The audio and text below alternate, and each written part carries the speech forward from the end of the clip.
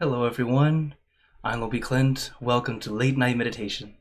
As always, it's great to be here online with all of you, whether you're watching from Zoom, YouTube, or Facebook.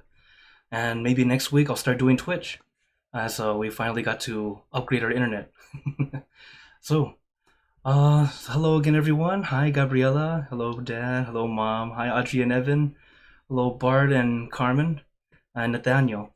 Thanks for joining in. Also on YouTube, hello Lisa, Hakuso, and everyone watching on Facebook. As always, on Facebook, I'm streaming to several pages at once. If you don't see my face at the top corner, then very likely I can't see your comment right now. And, hello Julie, hi Gonyan, thanks for joining in. So, as always, we get to have our time to meditate, as Fridays are always our long meditation days. And as always, have you guys been doing your homework? Okay, very good. As the homework is, whatever you're doing, have relaxation and awareness. And as we practice together, remember to always take that time to practice. That's what helps us get better and better. As every time we have sessions, we'll always have some interesting and funny people join in. And I know that school just started and kids are bored, so today we have a couple here today. It's okay. Do whatever you want. But anyways, so as we're about to practice together, you know that Fridays are our level 4 meditation day, the day that we have longer meditation. So as we practice, take your time, take it easy, enjoy, not endure. Okay? So, is everyone ready for some meditation? All right. Then, as always, let's get into our perfect position, as I like to call it, because it's perfect for you. And when you're ready, gently close your eyes. Take in a deep breath. Breathe in the cool, calm, relaxing air. And breathe out all your worries, thoughts, and responsibilities.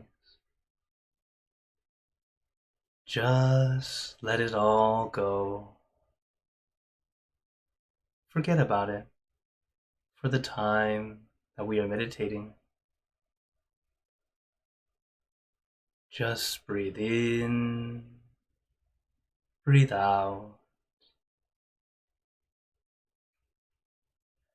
Let each breath of fresh air help you become more relaxed, more comfortable. Take in a few more deep breaths, as this is a natural and easy way to relax. And once you are ready, you can return to normal breathing.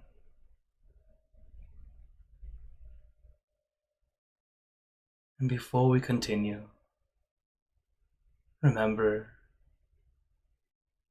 to let go of all your expectations. Whatever you think or know is supposed to happen, forget about it. Let yourself feel as innocent as a child. No worries, no regrets, no responsibilities. Just innocent and free. Not a care in the world.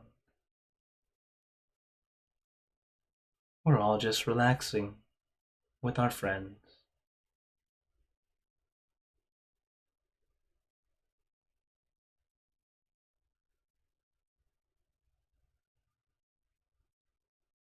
The thing with meditation is that it helps us release and relax all the stress of everyday life, allowing us to have peace and calm. And with this peace and calm, we're able to have clarity and focus, which actually helps us in everyday life, allowing us to deal with problems easier, to not worry about the things that don't matter, to be able to let go easier.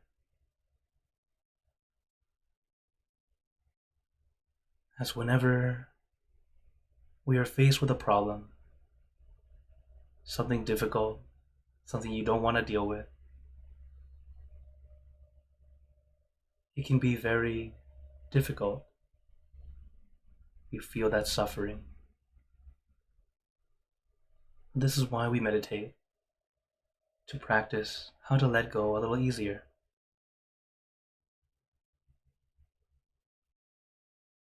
That way, you can regain your peace.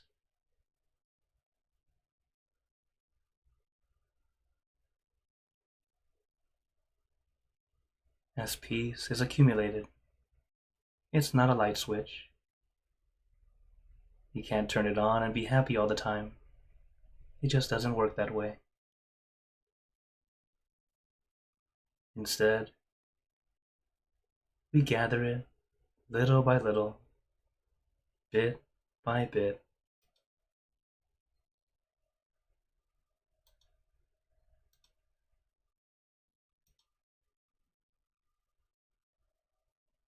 And there's no need to force, no need to push. Take your time.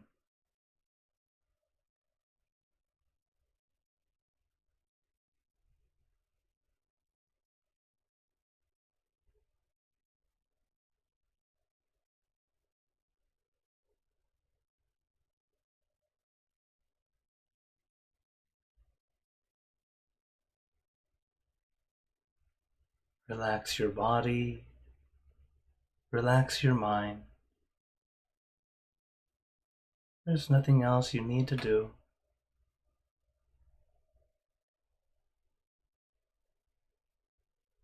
Just a way to release and relax.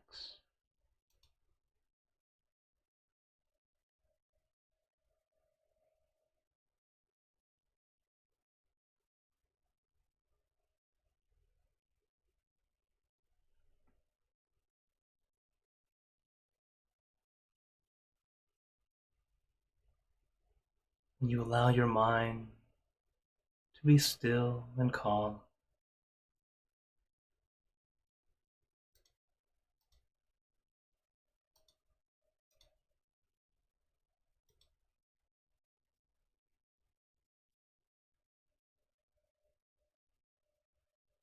You will gain peace.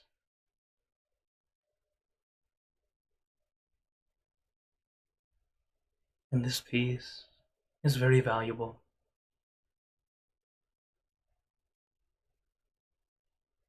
It helps you through times of trouble. Those times you are in darkness, it becomes a light.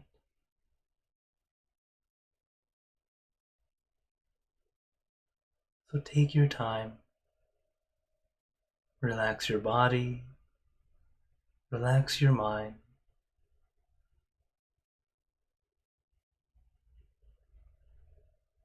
Sam Ma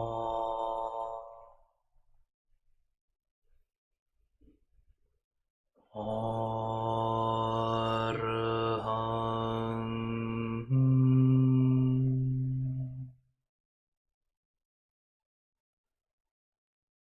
Sam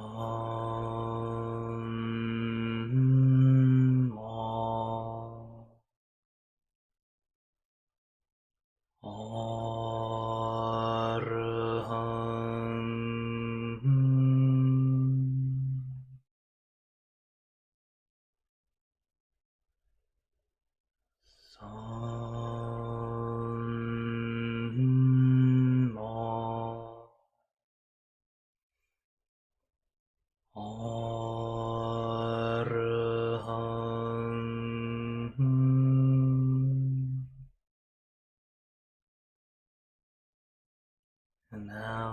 let us continue in silence,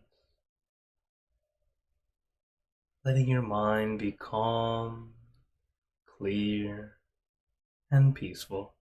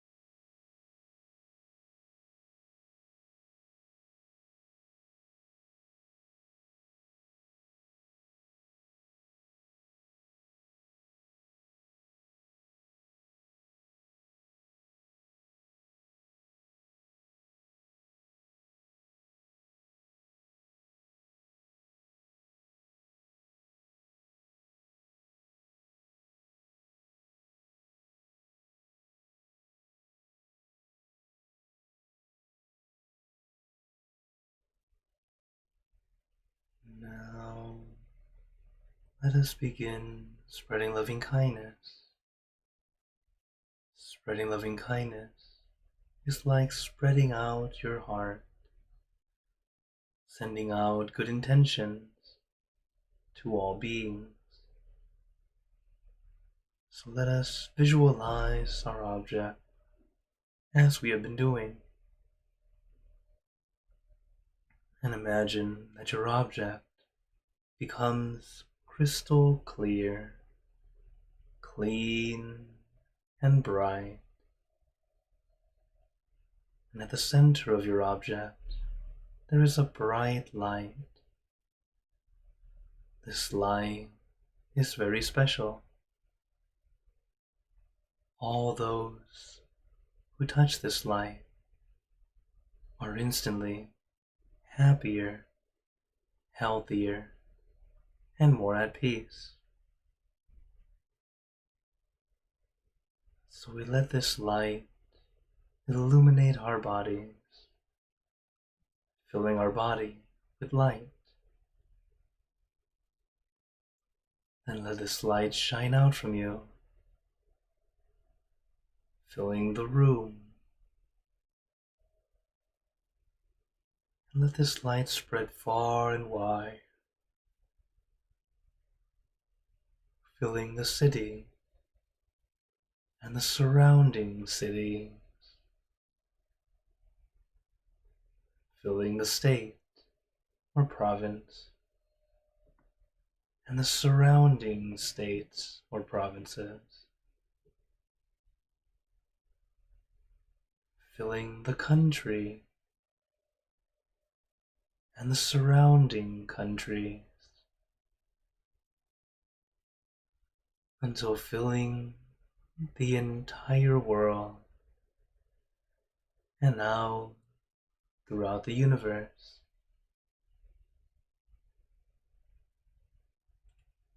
Thinking of our loved ones, our family, our friends, our close and distant relatives,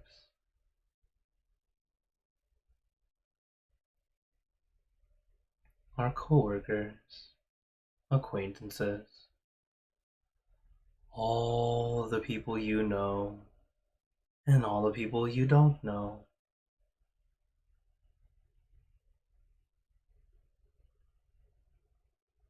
To all sentient beings, all the animals in this world, and even thinking to the heavens, to our friends and relatives who have passed away, wishing well for every one of them. And as we are spreading loving kindness, let us make this wish together, for us all to be happy, healthy, wealthy, successful, to gain wisdom, attain enlightenment, for world peace. Let us take a moment to make our own good wishes.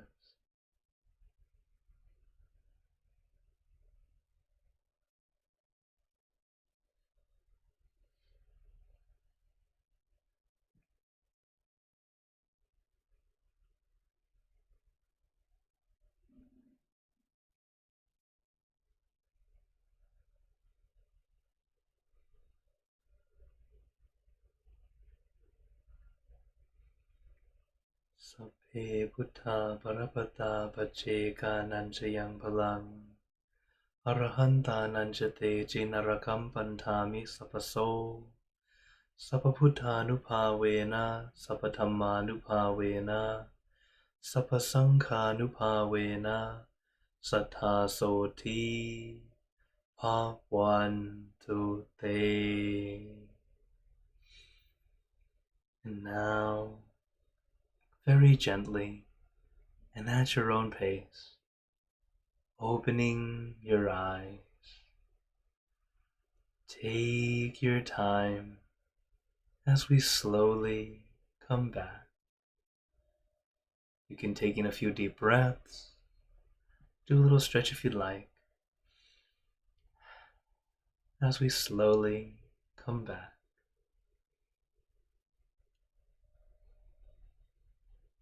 How is everyone feeling? Now that we finished the meditation, notice how you feel right now. As I know you all remember what I say, it's the time for us to consider, taking the time to notice and check, see what worked, what didn't work. It's so important to do this. This is how we continue to improve. To see, oh, this today was a good session. Try and do that again. Or it was a challenging session. Almost good. Okay, now I know what my challenges are, so I can start to work on it. And this is how we continue to improve, how we get better and better, how we're able to regain peace easier. Why I'm here to help you and practice with you, so we can all get better and better. Because practice makes progress. It helps us get better and better, as one of my friends has always told me. Okay, so as always, before I open the floor, or I open the floor to you all, if anyone has any questions or wonders, feel free to turn on your mic if you're here on Zoom, or type in the chat if you like, or as I see a few comments and questions already on YouTube. So, let me say hello to those who came in. Hello, Bay. Hi, Pat. Hello, Kaleem. Who else came in?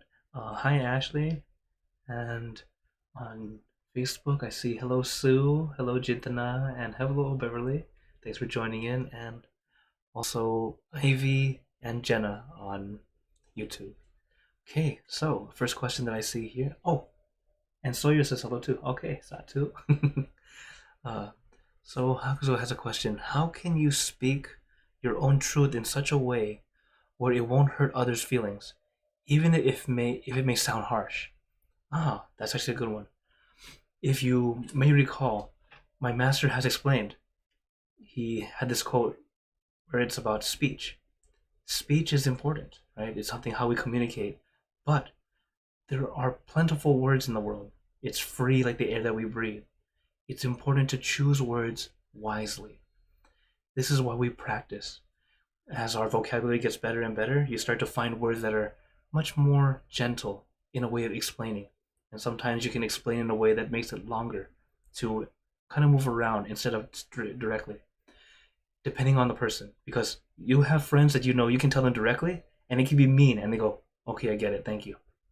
Compared to, you can say it very nice and they still feel hurt. Everyone's different. That's why we adjust to that person. Especially if it's a friend. If it's a friend, we want to do our best to try to help them out. If it's someone you have to work with, we might not want to work with them, but you need to work with them because it's your job. So we still find a way to adjust. The best way to do it is to find words that are encouraging. One thing one of my mentors had taught me back in my first years as a monk, how to talk to elder monks if they are doing something that's not okay. Or if, for example, they're doing something that's wrong. Because we're human. Everyone's human, right? We are not perfect. We are fallible. We make mistakes. Okay? Even me. Don't think that I'm perfect. Please do not think that. Okay? So, when you want to tell an elder or someone who's a higher rank or something like that, this is what my master, one of my teachers taught me. He said it was a 3-to-1 rule. Think of 3 good things to say. 3 true good things, not just, oh, you have a wonderful smile. Oh, I like that tooth you have. That's so weird, right? Not like that. It's, actual 3 good qualities you see in them. And then say, oh, you know what? But it would be even better if you could work on this one quality. So 3 good to 1. This is it's a good amount to help people start to not feel overly defensive about what they did wrong or what they're not doing well. This way they see that you're not just looking at the bad, which is very human of us. We are very good at finding what's wrong. Evolutionarily, that's because we would be afraid of what's wrong and what can be dangerous to us. So that's why we're so good at finding everything wrong with us. When we look in the mirror, oh geez, why is that there? We're overly looking for the negatives or what we think is not good. So instead, when we show that we see the good things they do too, it helps them see that it's more genuine, that you want to help them. And even if you do the 3 good and 1 bad, how you say the 1 bad still needs to be genuinely nice too, or at least a way that they are able to accept so they can make a change. But if you are still not sure how well to do it, take some time to practice. Or you can even practice in the mirror. See how you feel if someone was saying it to you. I've noticed that I cannot take my own self all the time because I like criticism. And people are like, what? Because that's how I grow. When people see what's not good or what I need to do, what I need to change, I go, oh, I listen to it and think, is it true? Is it true? That's the first thing I think. Is it true? Okay, if it's true, then how can I fix it? Or if it's not true, are they just trying to bully me? Then, whatever. Are they just or are they misunderstanding? If they're misunderstanding, okay, how can I help them understand that it was a misunderstanding? If they're willing to open and listen. So that's how I look at it. Because every time I get some criticism, I go, oh, thank you. Sometimes I learn something new that I didn't realize. Like my, constructive criticism. Although for me, I actually like it all. Even those who like try to make fun, I kind of laugh and go, okay, so they like to make fun in this way. And then I have a comeback for next time. So anyways, so you see, there's always something you can learn and adjust to. And that's the thing, it's just how you take it in, how you take in the information. Are you taking it as information, or are you going to allow it to feel like an attack? It's just like if you're out on the battlefield and you have a shield. If you have a shield, it hits the shield, it doesn't hurt you. Just like that. It just bounces off, or maybe it pokes in, almost gets you, but you're okay, right? So this is why, that's what I've learned with meditation has become a good shield to help me be able to still experience, but not take it to heart. Be able to let go a lot easier. Okay? So it's definitely something we have to practice. You can try. Actually, since you talk to me normally anyway, you can actually ask me too if you want. If something happens, I can say, "Oh, this one a little bit too mean." We can start to adjust it together. As you know, I'm always easy to contact. Okay. Aw, thank you, Beverly. She says, one day I'll be flexible like you, I hope. We're all working on it. I'm more flexible now. You know, back then I was like dead wood. Snap. Angry. And after meditation, it's like, wood that's alive, like bamboo. It will wave in the wind, right? Although it can still whip. So I'm working on being more soft and feathery, but we're all working on our own. Okay. Okay. Oh, Lisa has a question, or she says, recommend the story of the boy and the mole. The mole, the fox, and the horse in the story has mindset. Oh, well, that's pretty cool. Thank you. I'll go check that out. Okay. Says, what was 10 lessons you must... Oh, you want 10? My goodness. How about... I'll give... Here's one that's a good lesson for all of us, especially as regular meditators and even new meditators. This one, I did kind of talk about it last time, but it's a good one to listen and remember. When we meditate, enjoy. I know you hear me say this a lot, but the way that he said it is that you're not supposed to feel bored. Okay, that was the wording that he used in Thai. He said, when we meditate, we're not meditating to feel dull and bored. This is a misunderstanding. It's because if you are, when you're trying to reach something or trying to attain something, that try is the wrong time to try. You know, before we meditate, we need to try to make time to meditate. We need to be diligent in doing it, right? But once you're doing the meditation itself, don't try. It sounds like Yoda. Don't try. You know, you got to just allow yourself to experience it. And this is what's a little bit difficult for most people, or I guess everyone, because we're so used to when we do something, we gotta do it for a purpose. Of course, we do it for the benefits of meditation, but while we're doing it, we have to just allow it to happen. Simply some focus and some relaxation to have that balance to just go, okay, enjoying the experience. But once you go, I have to reach inner peace today. It's not going to happen, because all that, it's like you're forcing yourself to try to become as light as a feather. It's not going to happen. We have to take our time, allow it to happen naturally. And when you do it this way, boredom doesn't happen. You enjoy. But when you try and it doesn't happen, that's where boredom comes from. You start to feel bored, you feel dull, you feel annoyed. And then when you're able to let go of that annoyance, then you're just stuck at dull.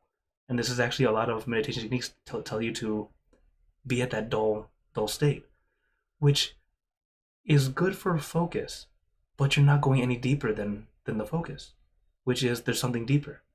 So this is why I'm very glad I had my master who taught us. It's not supposed to be dull. It's because he actually goes in very deep. And it's not just him, all the way down, all the way to our great masters who were alive during World War II, Long Bu. He said, yeah, it's so difficult because you have to have your mind stop. Just saying that is already difficult. You're stopping the mind, right? But that's the thing. When you finally let your mind truly stop,